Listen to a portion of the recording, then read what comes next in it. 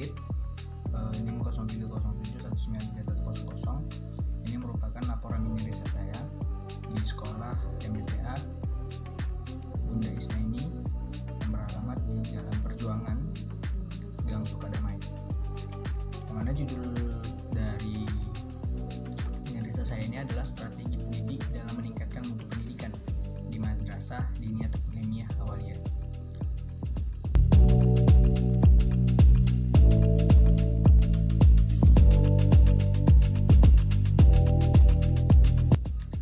Baik, di sini saya akan menjelaskan tentang konsep strategi dalam meningkatkan mutu pendidikan.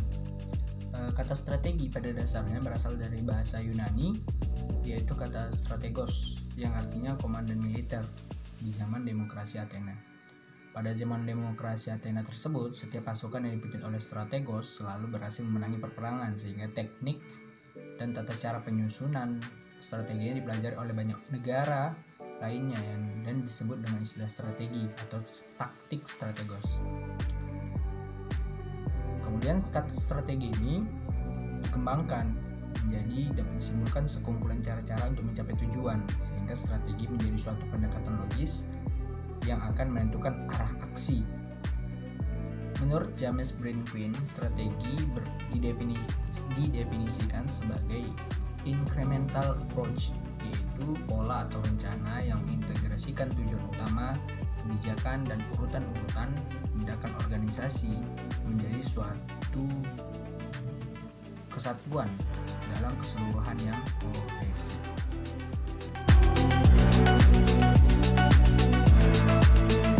Untuk sukseskan suatu strategi terdapat prinsip-prinsip yang harus dipenuhi. Yang pertama adalah strategi haruslah konsisten dengan lingkungannya, yaitu harus mengikuti perkembangan di masyarakat, jangan melawan arus, sehingga diberikan oleh masyarakat peluang untuk maju ke depan. Kemudian yang kedua, setiap strategi tidak hanya membuat satu strategi saja, ada beberapa strategi cadangan untuk melengkapi strategi tersebut. Yang ketiga, ada strategi yang efektif hendaknya memfokuskan dan menyatukan semua sumber daya dan tidak mencerai-beraikan satu dengan yang lainnya. Yang keempat, strategi hendaknya memusatkan perhatian pada apa yang merupakan kekuatan dan tidak pada titik-titik yang justru pada kelemahannya. Yang kelima, sumber daya adalah sesuatu yang kritis.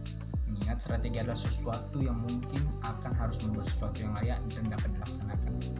Yang keenam, strategi hendaknya memperhitungkan risiko yang tidak terlalu besar. Yang ketujuh, strategi hendaknya disusun atas landasan keberhasilan yang telah dicapai.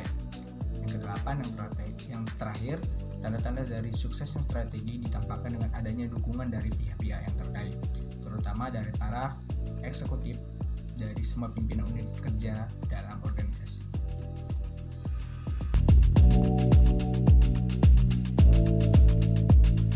Dalam mengelola suatu madrasah terdapat beberapa strategi yang dapat dikembangkan, baik itu pesantren, madrasah, ataupun sekolah, ataupun MDTA yang seperti yang saya teliti ini. Yang pertama adalah merumuskan visi, misi, dan tujuan lembaga yang jelas. Yang kedua, membangun kepemimpinan yang benar-benar profesional. Yang ketiga, menyiapkan pendidik yang benar-benar berjiwa pendidik, sehingga mengutamakan tugas-tugas pendidikan dan bertanggung jawab terhadap khususan peserta didiknya. Yang keempat, menyempurnakan strategi rekrutmen siswa secara proaktif dengan menjemput bahkan mengejar bola dalam tanda kutip. Yang kelima, berusaha keras untuk memberi kesadaran kepada para siswa bahwa belajar merupakan kewajiban yang mendasar dan menentukan masa depan mereka. Yang kelima, merumuskan kurikulum yang sesuai dengan kebutuhan peserta didik dan masyarakat. Yang ketujuh, menggali strategi pembelajaran yang dapat mengakselerasi kemampuan siswa yang masih rendah menjadi lulusan yang kompetitif. Yang kedelapan, menggali sumber-sumber keuangan dan mengembangkan secara produktif. Yang kesembilan, membangun sarana dan prasarana yang memadai untuk kepentingan proses pembelajaran, terutama ruang kelas, perpustakaan, laboratorium, atau lain sebagainya. Yang kesepuluh, mengorientasikan strategi pembelajaran pada tradisi pengembangan ilmu pengetahuan, kreativitas, dan keterampilan.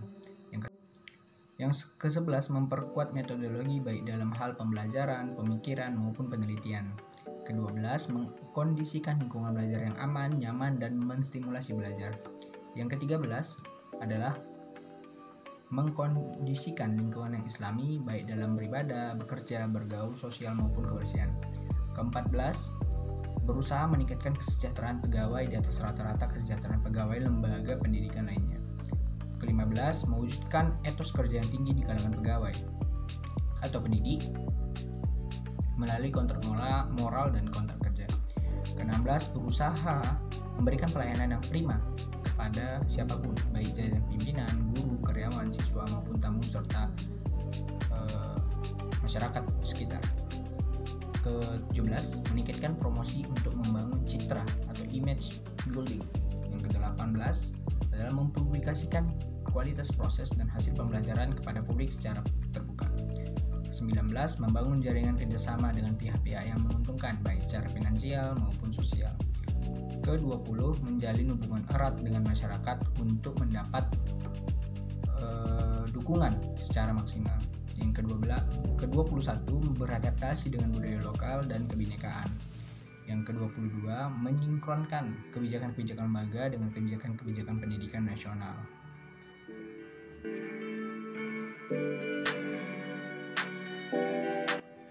Selanjutnya saya akan menjelaskan tentang pengertian mutu pendidikan. Dalam Kamus Besar Bahasa Indonesia, mutu berarti karat, baik buruknya sesuatu atau kualitas, taraf atau derajat, kepandaian atau kecerdasan. Secara umum, pengertian mutu adalah gambaran atau karakteristik penyeluruh dari barang atau jasa yang menunjukkan kemampuannya dalam memuaskan kebutuhan yang diharapkan. Pendidikan yang bermutu bukan sesuatu yang terjadi dengan sendirinya. Dia merupakan hasil dari suatu proses pendidikan berjalan dengan baik, efektif, dan efisien. Aceh Suryadi dan H.A.R. Tilar menjelaskan bahwa mutu pendidikan adalah merupakan kemampuan sistem pendidikan yang diarahkan secara efektif untuk meningkatkan nilai tambah faktor input agar menghasilkan output yang seimbang.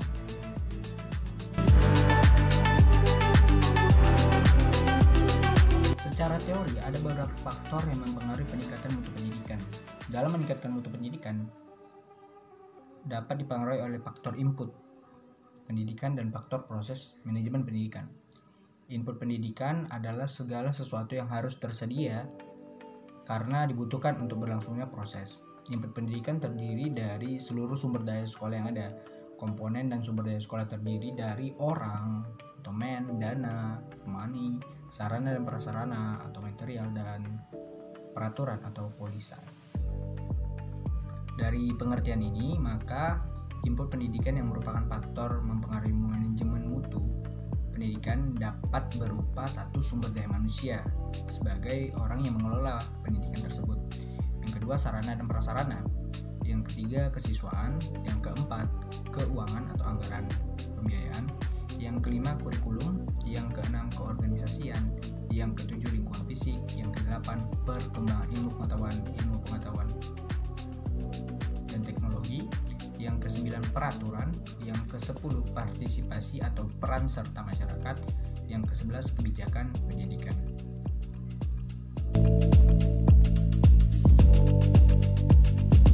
Selanjutnya saya akan memberikan cuplikan wawancara dengan salah satu tenaga pendidik yang bernama Ustadz Muhammad Rizky.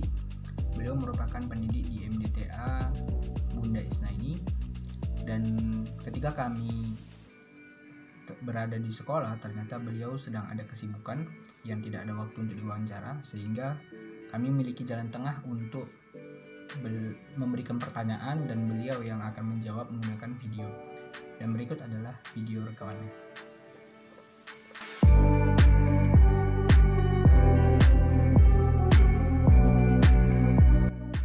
Baik, untuk meningkatkan mutu pendidikan, saya sebagai seorang pendidik yang biasa disebut murabbi, maka cara yang saya akan lakukan untuk meningkatkan mutu diantaranya itu mengembangkan materi pembelajaran yang terfokus pada siswa, kemudian menciptakan metode pembelajaran yang asyik dan menarik, karena yang saya ajarkan merupakan anak-anak yang masih duduk di bangku sekolah dasar, dan memahami kepribadian dari siswa untuk mengembangkan kepribadiannya sehingga dalam memahami pembelajaran itu dapat dipahami dengan mudah.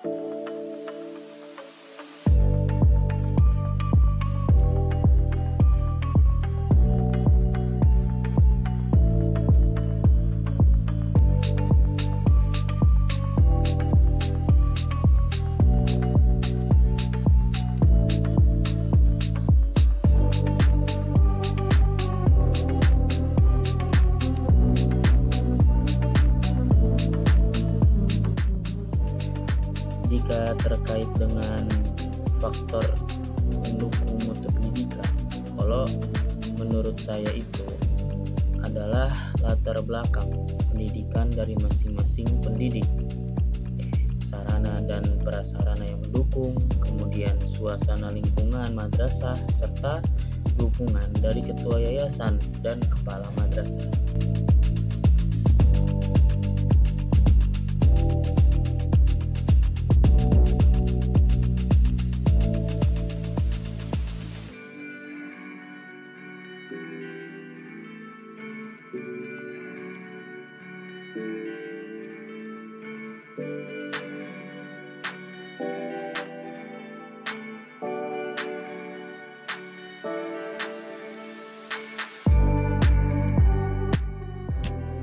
Untuk meningkatkan semangat belajar siswa, yang pertama harus dari diri saya sendiri. Sebab saya mendidik mereka, saya mengajarkan ilmu kepada mereka, saya mengajarkan akhlak kepada mereka. Jadi yang pertama itu harus dari diri saya sendiri, meningkatkan semangat pada diri saya. Kemudian memanfaatkan fasilitas yang ada, kemudian mengembangkan metode yang sesuai untuk siswa dan melakukan evaluasi harian ataupun semesteran.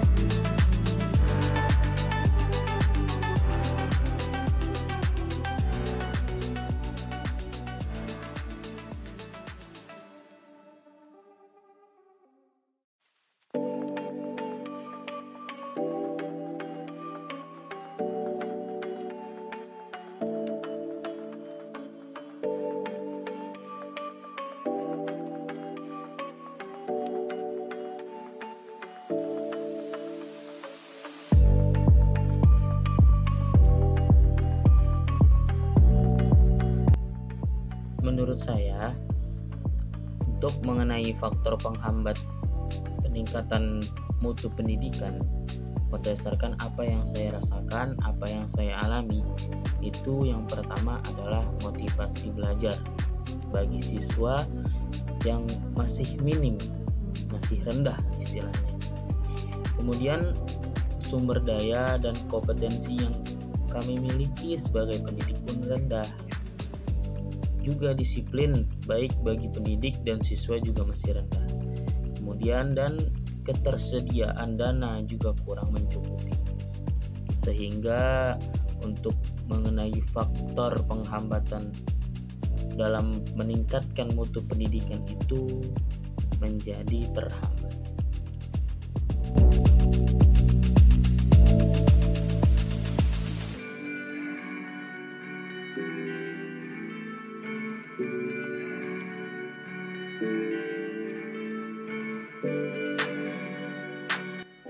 Berdasarkan dari wawancara kami kepada Ustadz Rizky, maka dapatlah disimpulkan bahwa ternyata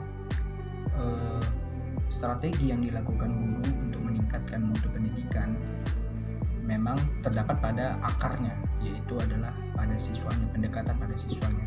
Jika seorang pendidik memahami siswanya dengan baik, maka pendidikan-pendidikan yang akan diberikan, materi-materi pembelajaran yang akan diberikan akan sampai pada siswanya karena sudah mengerti bagaimana keadaan siswanya, apa yang harus dilakukan dan apa yang harus direncanakan.